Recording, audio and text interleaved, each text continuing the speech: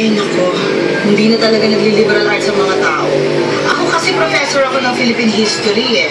Iba na talaga ang panahon ngayon. Hindi katulad ng panahon ng mga aktivista. You tell me the truth. Do I look okay? Oo na.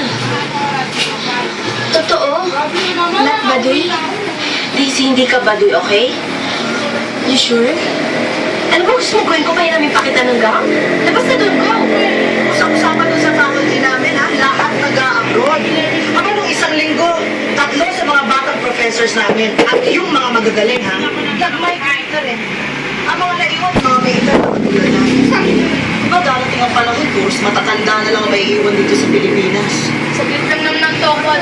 Puwi talaga eh. Mahirap po ang buhay dito. Naku, iho.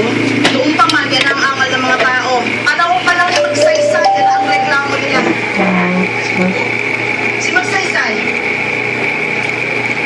Alam mo, hindi ka bawal ng bilang lalaki after 6, ha? Hindi na ako nagpapapasok ng lalaki dahil puros babae ang nakatira dito.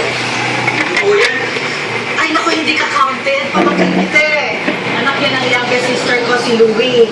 Naku, naghihintay na yung protection niya. Yan si American citizenship ng kapatid ko na aprobahan na. Pupunta yan sa States. Excited na nga yan eh. Ayoko doon. Si mami lang naman yung gusto pumunta doon eh. Wala nang magagawa.